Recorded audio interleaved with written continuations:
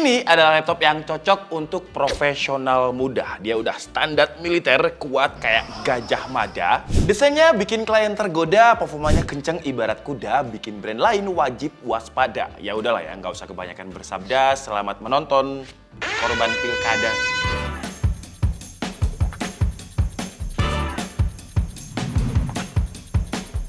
Kalau ada peribahasa don't judge the book by its cover, wah itu di dunia bisnis nggak berlaku ya. Penampilan itu sangat penting di depan klien, apalagi kliennya itu klien-klien yang kelas kakap. Kalau misalkan kita bawa laptop yang kelihatan murah, wah kliennya itu mau meeting kayak jadi males. Paling dia juga nggak dengerin apa yang kita presentasikan. Nah di sebelah saya ini ada laptop dari Asus yang kastanya paling tinggi atau laptop flagshipnya Asus, yaitu Asus ZenBook 14 Flip OLED. Yang dia hadir untuk menambah value kita di depan klien dengan pesona Ultrabook yang nggak cuma tipis secara penampilan, tapi otomatis bikin peluang gagal juga ikutan menipis. Kita bahas dari sisi penampilannya dulu ya, covernya dulu. Menurut kami sih ini desainnya bukan desain biasa, tapi sebuah karya seni teknologi. Ngelihat desainnya aja langsung bikin orang kayak, wah terpesona. Punya material aluminium yang kuat dengan aksen garis-garis abstrak yang menambah kesan elegannya. Beratnya ini ya standarnya ZenBook di 1,5 kg dengan ketebalan hanya 15,9 mm aja. 15,9 mm itu hampir sama kayak Z Fold 5 ketika dia dilipat. Terus walaupun tipis, Asus masih kasih port I/O yang lumayan lengkap. Bahkan USB-A yang biasanya ditinggalkan di beberapa laptop yang Ultrabook masih ada di Asus ZenBook ini. Selain itu, Asus juga menyediakan 2 buah USB Thunderbolt 4, audio jack, dan juga HDMI 2.1. Sayangnya, desain yang menurut kita udah sebagus ini, sepremium ini, tapi buat yang tangannya cepet basah kayak saya, wah bagian belakangnya ini cepet banget nempel dengan fingerprint. Buat yang tangannya kayak saya sih ya wajib-wajib untuk sering bersihin ya, karena kalau nempel terus lama-lama bikin finishingnya ini cepet terlihat pudar dan kotor. Oh ya, karena namanya ada kata flip berarti dia termasuk laptop convertible 2-in-1 yang engselnya bisa dibuka sampai 360 derajat. Engselnya juga hampir bisa dibuka dengan satu tangan karena ketika mau buka bagian bawahnya ikut sedikit. Dan kalau misalkan kita buka di atas 45 derajat, engselnya ini bakal ngeangkat keyboardnya sekitar 1,5 derajat. Bikin keyboardnya itu lebih ergonomik, typing experience lebih nyaman. Terus kalau flip berarti dia touchscreen dong. Jelas ya, kalau misalkan flip 360 tapi nggak touchscreen ya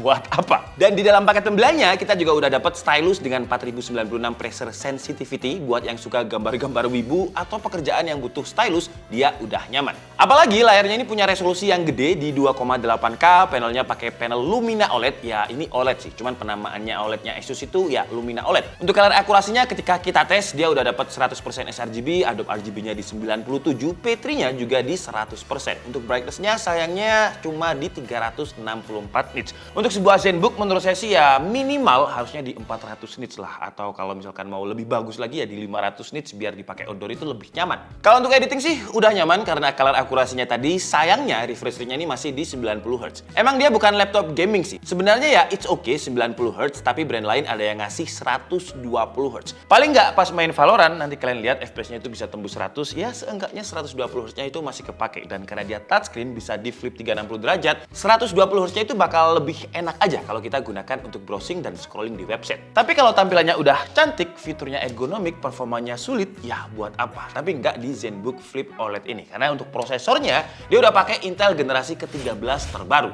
Dengan Intel Core i7 1360p, 12 core 16 thread yang sudah tersertifikasi sama Intel Evo. Untuk RAM-nya dia pakai RAM LPDDR5 dengan speed 4800 MHz, 16 GB dual channel, dan karena LP jadi dia nggak bisa di-upgrade. Untuk SSD kapasitasnya udah gede, 1 TB, dan dia pakai NVMe Gen 4, tapi sayangnya untuk speednya, NVMe Gen 4 biasanya tuh kita tes di 6000 Mbps itu di Crystal Disk versi 10. Tapi untuk Asus ini dia cuma 4600 Mbps, ya sebenarnya masih lebih kencang dibandingkan NVMe Gen 3, tapi kalau 6000 Mbps ya menurut saya bisa lebih baik lah. Terus untuk SSD-nya ini nggak bisa di-upgrade sama kayak RAM-nya tadi, bisanya diganti dengan kapasitas yang lebih gede. Tapi dengan konfigurasi tadi kita coba ya performa Intel Core i7 1360p dengan RAM 16GB, storage NVMe Gen 4 tadi kayak gimana. Kita coba dulu di Cinebench R15, kayak biasanya skenario rata kanan. Jadi fan profile-nya di Asus mentok, laptopnya pun juga kondisi dicas, dan hasilnya untuk R15 single core itu dia dapat dapat 249 poin. Untuk multicore-nya, running pertamanya itu kenceng di 1800 poin, tapi dia turun setelah running ke-5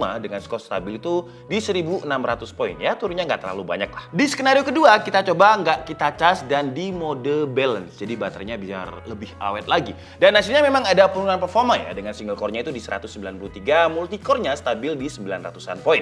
Kalau untuk Cinebench R23 dengan skenario rata kanan, single core-nya 1757, multicore-nya running pertama itu di 10.000, sisanya stabil di 9.000 poin.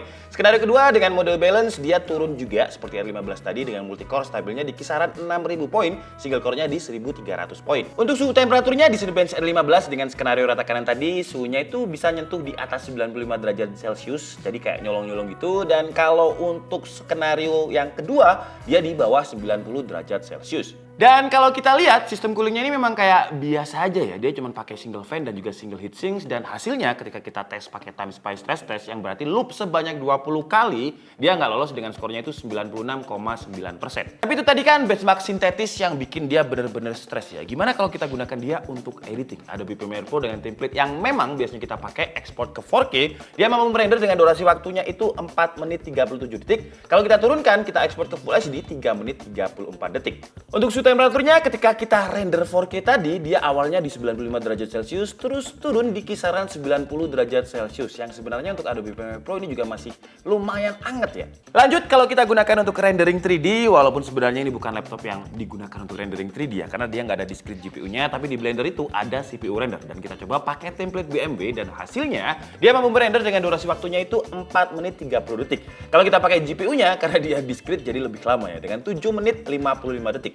Untuk suhu temperaturnya di Blender ini awalnya dia stabil di 95 derajat Celcius, tapi ketika loadnya nggak terlalu banyak, dia turun di kisaran 92 derajat Celcius dengan CPU package power sekitar di 40 watt. Sekarang kita tes dia sesuai dengan kegunaannya, karena ini laptop profesional, laptop bisnis, kita tes di Office. PowerPoint 150 set kita ekspor ke PDF, wah dia kenceng ya, cuma 5 detik aja. Excel untuk randomize database yang sangat gede itu berhasil di 40 detik, kenceng juga. Sekarang kita tes dia untuk gaming, walaupun dia bukan laptop gaming, tapi saya pengen tahu limitasi performa mentoknya itu kayak apa. Jadi seperti biasa kita coba di game Dota 2 dulu dengan resolusi Full HD. Grafiknya lowest, dia dapat average FPS itu 150, maksimumnya 188, minimal di 128. Jadi kalau dikasih layar 120 Hz, Dota pun juga masih kepake ya, karena dia dapat average itu 150 FPS. Lanjut kita coba di Valorant, resolusi yang sama Full HD, grafiknya low, average FPS dia dapat 100, maksimum 114, minimum dropnya ada di 89 FPS. Lanjut kita angkat ke game AAA yang tipis-tipis, yaitu Genshin Impact dengan settingan Full HD, grafiknya low, average FPS dia stabil di 60, dropnya itu di 58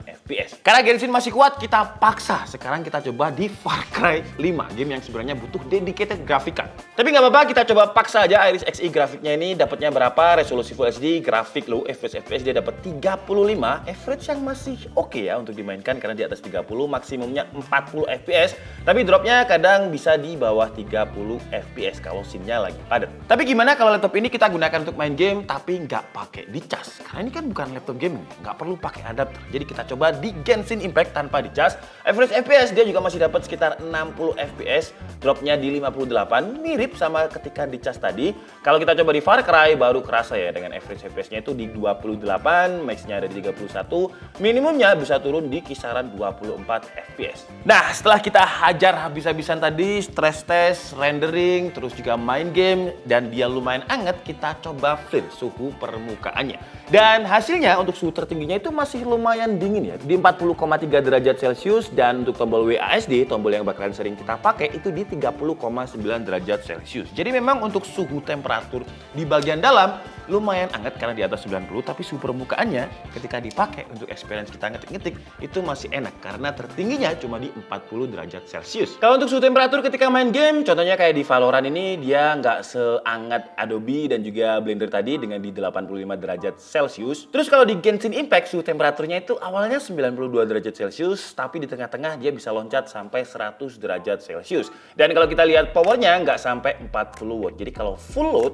atau gamenya agak berat, dia ada throttle ya. Tapi sekali lagi, ini bukan Asus TUF atau Asus ROG. Dia bukan laptop gaming yang sebenarnya juga nggak bisa digunakan untuk main game karena nggak ada discrete GPU-nya. Tapi kalau kita mauin baterai dibandingkan dengan laptop gaming, wah ini juara baterainya. Kapasitas baterainya sih sebenarnya nggak segede laptop gaming ya dengan 75 watt, tapi ketika kita coba untuk browsing pakai wifi brightness 50%, volume 20%, dia bisa bertahan sekitar 12 jam 50 menit. Wah, coba laptop gaming kalian bikin kayak gitu. Nggak bakal bisa. Terus dia juga udah mendukung fast charging dengan USB Type-C, adapternya itu ada di 100 watt, dan untuk ngecas 0 ke 60% dia butuh waktu sekitar 50 menit. Fitur lain kita coba untuk webcamnya, dan kalian lihat ini adalah kualitas webcamnya di 1080p 30 fps, cuman dia nge-crop di 720p. Kenapa? Karena ini saya aktifkan untuk fitur follow frame-nya atau follow cam-nya. Jadi mau kemanapun saya dia bakalan ngikut. Yang secara kualitas sih menurut saya untuk sebuah Asus ZenBook masih biasa aja, tapi di Asusnya ada banyak fitur. Ini sekarang kita coba rubah. Nah, ini sekarang kita pakai fitur lighting optimization yang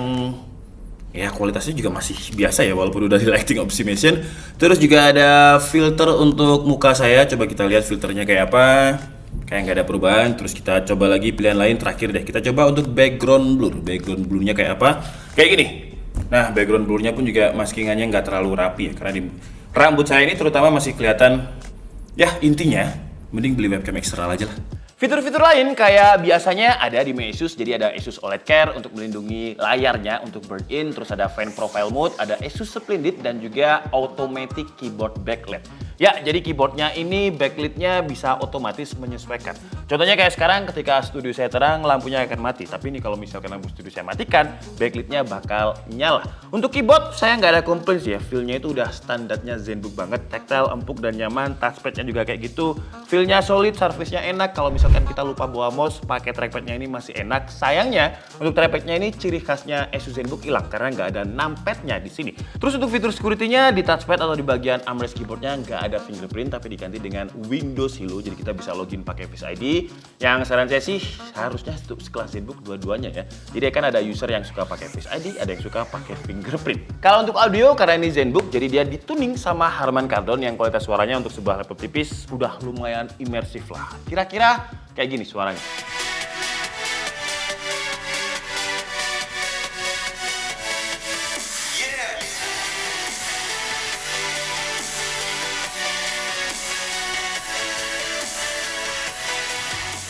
Oke lah, jadi mungkin cukup segitu aja video review dari Asus ZenBook Flip OLED yang harganya ini dibanderol dengan harga 21.999.000 atau 22 juta lah ya. Karena kalau misalkan kalian beli offline, bayar parkirnya 2.000. Jadi 22 juta lebih 1.000. Kelebihannya di harga segini kita udah dapat laptop yang desainnya elegan, yang bikin klien itu langsung kayak eye-catchy gitu ke kita. Terus dia juga udah convertible, jadi asik buat presentasi dengan klien. Layarnya juga udah pakai Lumina OLED yang super cantik dengan akurasi warna yang udah nyaman. Performanya tangguh karena dia pakai prosesor Intel Core i7 generasi ke-13 terbaru. Baterainya tahan lama dengan dukungan fast charging. Tapi saran saya buat Asus ke depannya dengan harga 22 juta ini, webcamnya kalau bisa diperbaiki lah, karena webcamnya ini untuk sekelas ZenBook menurut saya masih kurang. Terus untuk sistem coolingnya juga harus diperbaiki ke depannya, karena untuk unit yang kita bahas ini dia masih agak throttle, apalagi kalau misalkan kita pakai aplikasi berat. Terus untuk harganya 22 juta dan sayangnya dia nggak ada discrete GPU-nya. Jadi buat kalian yang butuh aplikasi GPU banget,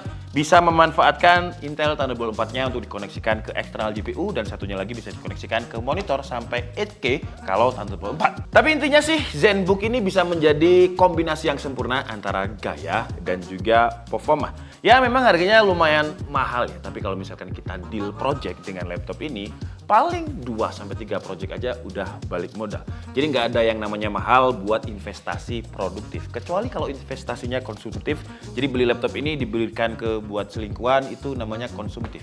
Itu nggak worth it sama sekali sih ya. Jadi stay tuned and see you on the next video. Bye-bye.